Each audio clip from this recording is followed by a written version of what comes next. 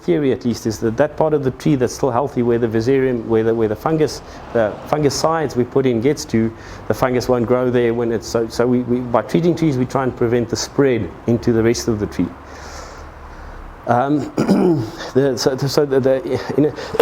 In itself, the borer is extremely difficult to treat chemically. It's a tiny little borer, it's a little insect, anything can kill it. Soapy water kills it, but we can't get to him because of where his position is, which is what makes the alternative treatment that we're investigating here so interesting, is that it's a non-chemical approach to treating the problem. It's non-invasive. Sorry, would you mind speaking up? I'm battling to hear. Okay, sorry. So we're quite excited about this, about investigating this and making sure that we can use, because we're not using any chemicals on this property, to try and get to where we can deal with the borer. Okay, so up to now treatments. Thank you very much. Up to now, treatments have basically not been all that successful. We find that if we treat smaller trees, it's more successful. Big trees, the success goes down the bigger the tree gets. So it's been a real concern. Estimates run that we could lose up to 50% of the tree population in Joburg. So it is a serious problem. And whatever we can do to try and control this, control when we're talking about nature is the wrong term. Try and manage it. Worldwide, wherever the population has been really bad, the infestation.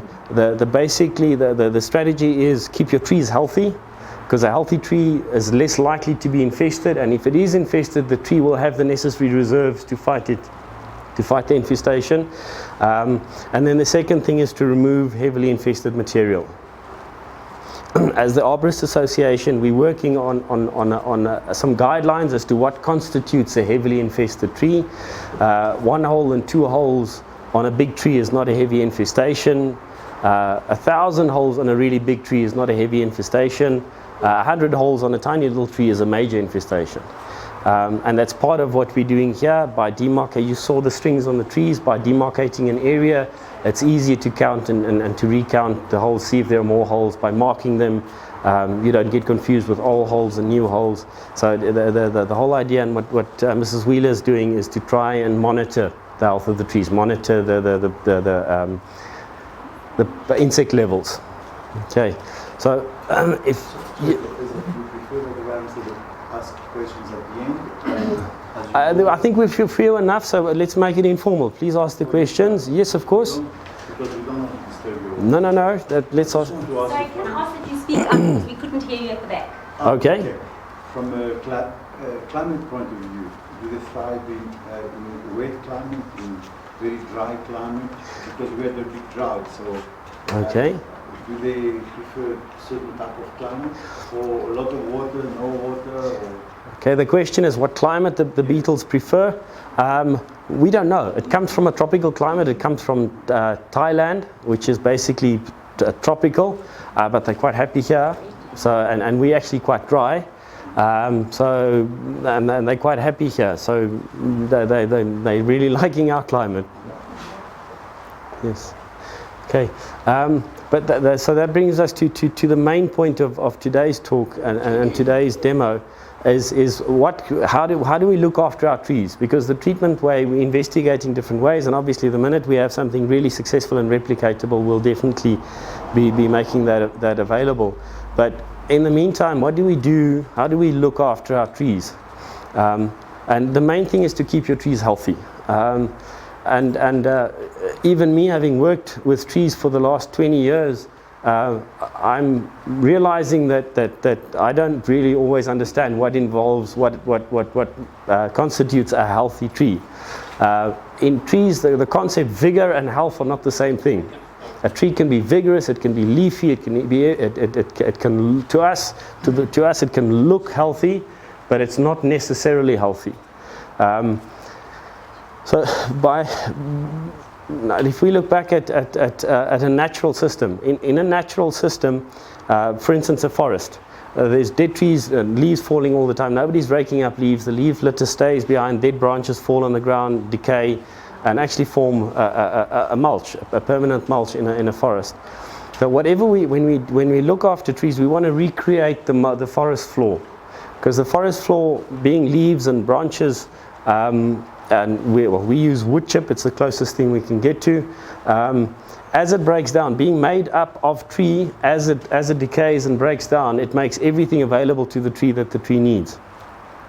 So in trying to recreate the forest floor, the best thing is mulching. The benefits of mulch is huge. In our climate, the main thing is it cools the soil, prevents sun from burning the soil and evaporating the water. It encourages soil organisms, retains moisture, and if you use a organic mulch, like wood chip or bark chip, as it breaks down, it makes all the nutrition available to the tree that the tree needs. Anything is a mulch. Any ground cover, even gravel is a mulch, but obviously you don't have the organic aspect of that. But any gravel, anything that covers the soil but still allows water and air to penetrate will be a mulch. Interestingly, on old properties, on old driveways, old brick driveways, where the bricks start becoming loose, that driveway is actually a mulch. It starts acting as a mulch, and we've often found that we can injure trees immensely by redoing a driveway, because now you're taking what you're thinking is a wonky driveway is actually a layer of mulch. Taking that up, recompacting, and putting down brand new bricks can actually do a lot of damage to the trees. The other thing is the whole concept. It's interesting. The whole concept of a lush lawn with a tree is an entirely man-made concept. In nature, grass and trees tend to be mutually exclusive. In a grassland, the trees are dominant, or the grass is dominant, and trees don't allow trees to germinate, or they burn regularly and they kill off the trees. And the trees are limited to valleys, ravines, rocky outcrops. And in a forest, there's just not enough light for grass to grow under the trees. So the concept of grass and trees is an entirely man-made project, a man-made concept, and that's what we had on the pavement here. Lovely lawn, beautiful, and the trees look all right, okay. And but the thing is that the kikuyu roots go up to 14 inches deep, so the tree and the trees and the grass are in direct competition for water and nutrients. And the grass grows much faster than trees do, so they obviously get the lion's share of whatever happens to be in the soil, whatever is in the soil. So what we're doing here is to remove the grass, to remove the competition, and replace the forest floor. We don't always have lawn under the trees. It can be garden. If anything that doesn't grow faster than the tree does. So most ground covers are okay. It helps to cool and protect the soil, but typically kikuyu, grass, and lawns outcompete the trees, so they're in competition with the trees. The other interesting, and I'll show you that outside, is when there's lawn right up to the tree, that lawn needs to be cut. And more often than not, the bark is severely injured with string trimmers, weed eaters. They can really injure the bark of the tree to the point where they can actually kill a tree by completely ring barking it. They just had an article in the paper this week about exactly that in the Ethel Gray Park. Okay. Where people come with those weed cutters, grass cutters, and they're very dangerous, and they've actually removed the bark, and a lot of trees have died because of that. Absolutely, it's very bad for trees, and it's not just small trees or thin bark trees. Even thick bark trees can, because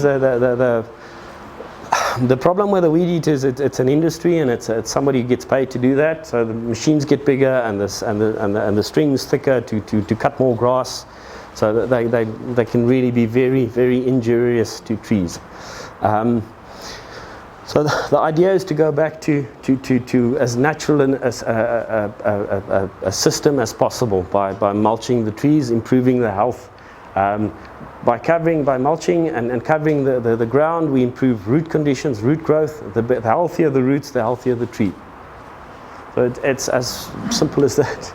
Covering the roots, letting what makes mulch, what mulch is made up of. The coarser the mulch, the better. Please don't scatter grass clippings, lawn clippings around trees. The lawn clippings is too fine, firstly.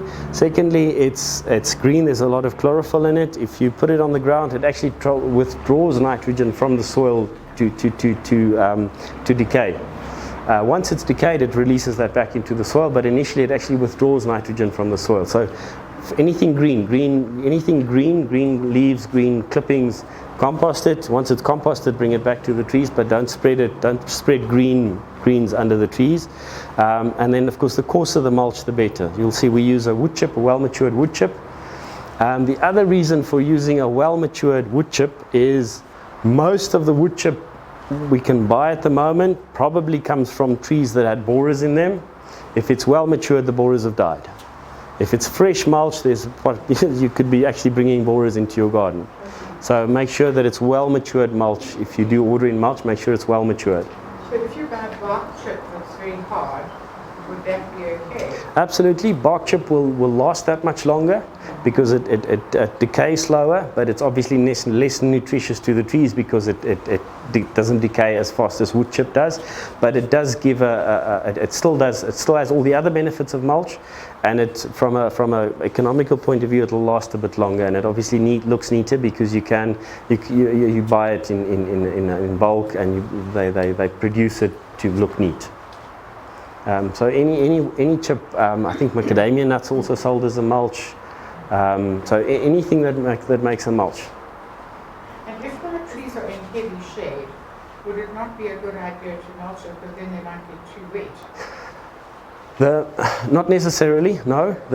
Even in deep shade, obviously if it's a very shady garden, then evaporation is not the main concern. But the mulch still encourages a lot of soil organisms, wood lice and earthworms, and they aerate the soil, and that is just as important. Sorry, Okay. question, yeah? Yes, ma'am. Sorry, so, I mean, what happens, a lot of this wood chips and stuff that we get, surely they're coming from borrelian disease trees? They do, That's yes. what I'm They concerned do, yes. about. Absolutely. A lot of the stuff, well, that's why it's important when you do order mulch, make sure it's well matured.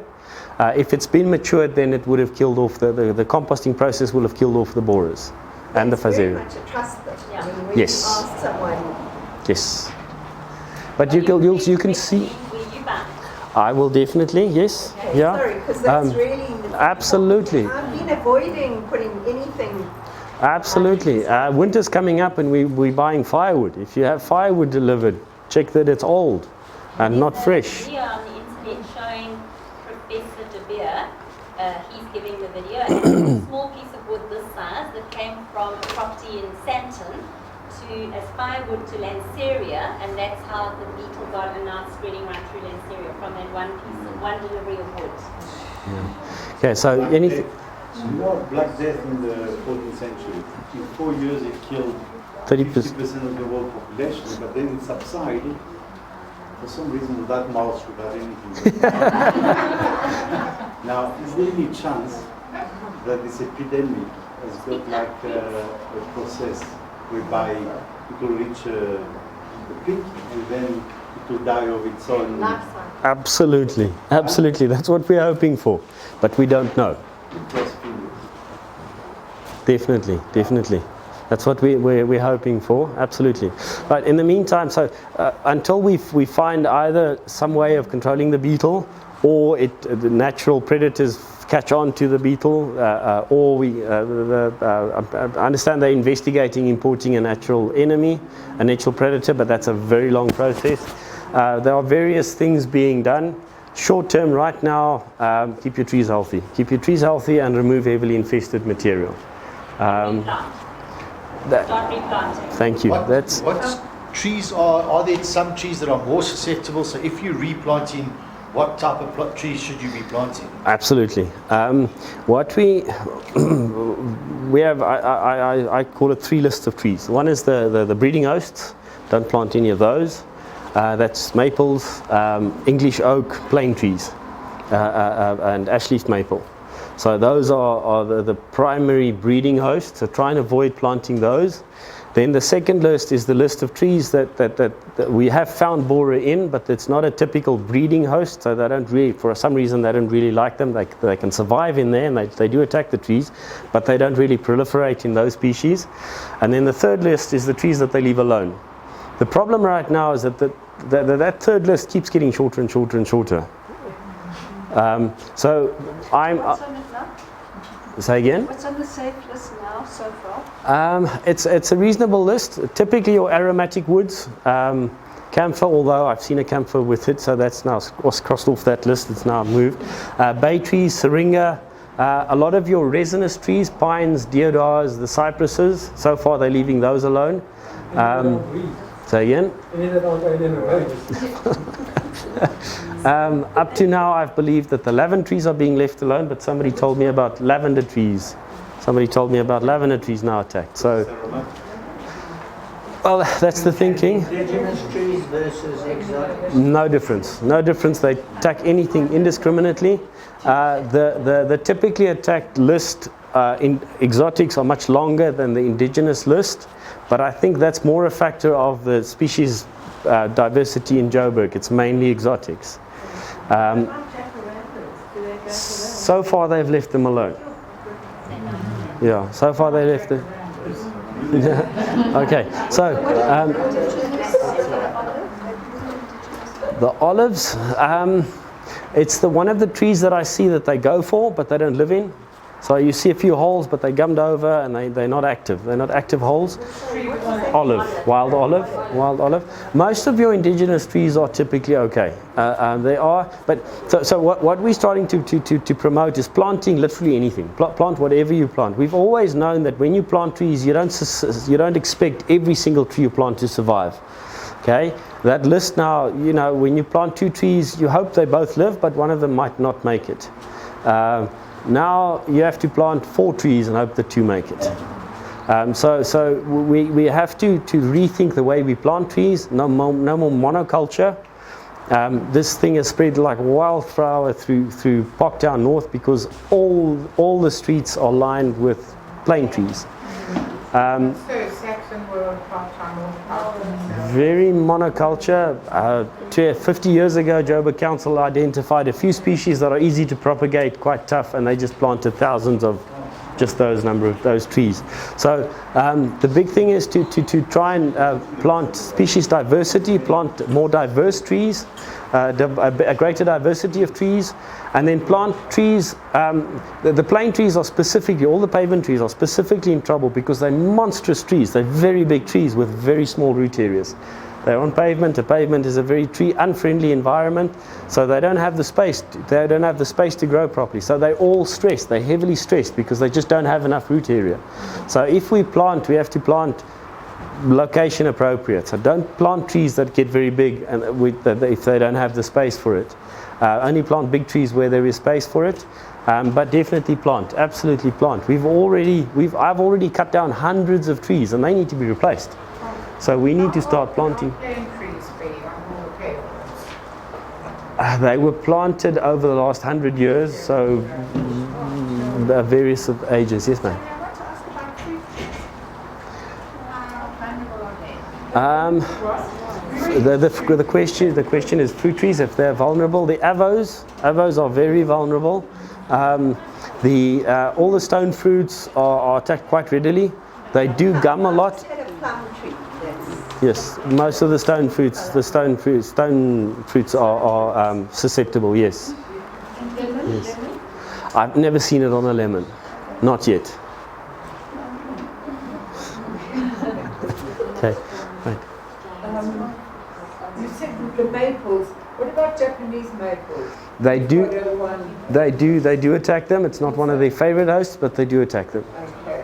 And you said heavily infested wood must be removed. You mean the whole tree must be chopped Destroyed, down? cut down, preferably burnt, or chipped, or solarized.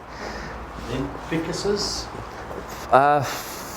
The ficus, mulberries, seem to anything milky. They seem to because they make that milky sap. They don't like it for some reason. So A whole bunch of ficus bonsais. So I'm hoping that they keep. Should the tree then be burnt in situ rather than remove it? The ideal situation is that a tree must be destroyed on the site. Okay, if we do that, there'll be bonfires going all over Joburg for the next forever. So it's not a practical option. The other alternative, and this is what City of Joburg wants to promulgate, is solarizing.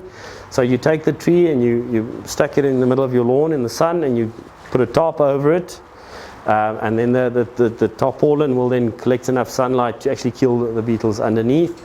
Again, it's not an option. We've been in gardens where just until I can remove it, there's just piles and piles and piles of brush. So at the moment we're removing it, and at the moment the tree fellows are actually spreading the beetle faster than it's spreading itself, because we have to take it to dumps. There are no specific shot hole borer dumps, and that's one of the things that the awareness we try and create will do. By creating awareness, putting pressure on council to provide those dedicated dump sites where we can take and responsibly dispose of infested wood. If it's not on the same property, then at least within the same area. So from industry side, we are putting pressure on council to provide us sites within areas, so we don't remove infested wood between areas. At the moment, we're doing exactly that.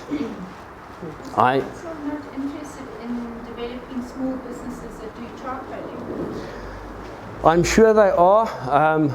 I'm sure they are. I know they've been getting a lot of criticism from activists, from borer activists up to now. They've been very slow to actually admit that it is a problem, but I think they're picking up speed very quickly. If you have a proposal, I know JUFA, the Joburg Urban Forest Alliance, are investigating exactly that. And biochar is one of the best things for the tree, so definitely creating biochar with the infested material would be an excellent way of sanitizing the wood, destroying the beetles, definitely. Any questions? Okay. Is there not anything like, say you've said that milky substances deter them, is there not some way of like spraying young trees or painting onto young trees to protect their bark? That is what we are hoping to find out. FARBI, the Forestry and Biodiversity Institute, I've now understand that they have got their funding. They have got funding, or some of their funding, so they are continuing their research into what can and can't be done.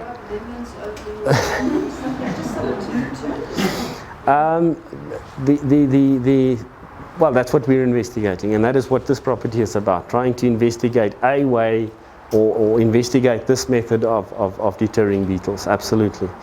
So far, by any means, prevention is better than cure. It goes for anything, but it's specifically with a borer, it's the same thing. Prevention is better than cure. So mulching trees, keeping competition away from the roots, planting trees, planting and replanting trees in situations where they have the potential to be healthy and not at some point become stressed because the environment is too small or there's not enough root space for them. You want to go first? You haven't spoken yet.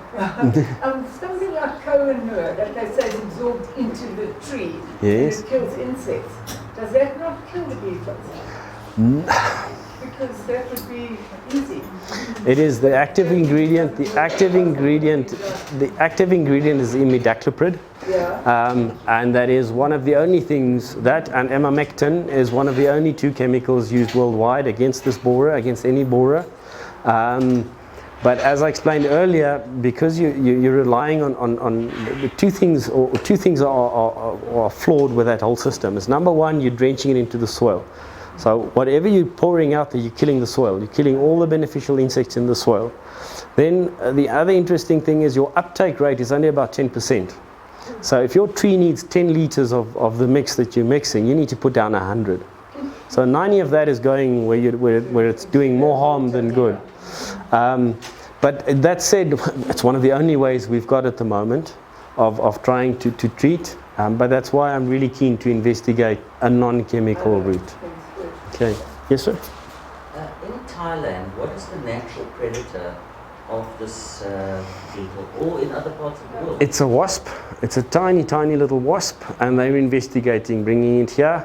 But I'm told that is a 10-15 year study to make sure that they don't bring it here and it does a lot more harm than good. About something else.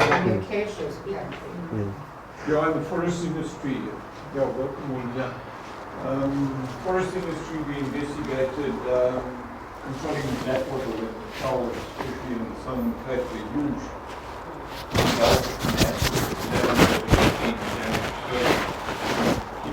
We looked at introducing an aura that would attach the seed pods. And that exercise went through about 11 years of development. And then they did a shortcut one on another species of Sesbania that was also running wild, and New Zealand tea bush in the mountains in the Western Cape. And those were short runs of about 6-7 years. So that's the time scale that you're looking at to ensure that you're not going to damage something else in the environment. Was that successful?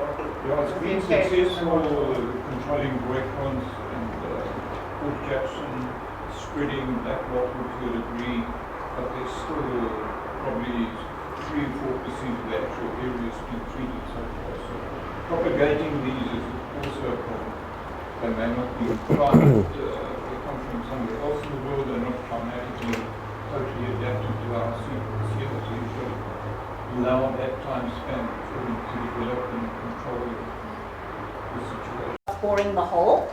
Yes. Where does the male come from? The way I understand, I could be wrong, but what I've learned so far, what I understand so far, is that in a typical little colony, what you see is a little hole. Behind that hole is a whole gallery of tunnels, and in that gallery lives a couple of females and a single male, and they have one male. That's why I'm not sure if it's that way around. I suspect it might be the other way around, and he's just working there. There's the scientific name is Ulacea fornicatus. Single male, lots of females. They then lay eggs inside tunnels. Those hatch. The young come out. As the females reach maturity, he impregnates them, and they then move off to create the next colony. If the male dies off, and the doctor tells me that lots of insects has that capability. An unfertilized female will still produce young, but she produces males that she can then mate with. So yeah, there was a lot of that. The brothers and sisters all made still in the galleries before they leave. Yeah. There was lots I read about that, and then even the parent with the female with her offspring males. Yes. Yes. Cool. Any further questions? Okay. So, are you going to take us on a demo now? Yeah, let's go outside and have a look at the mulching.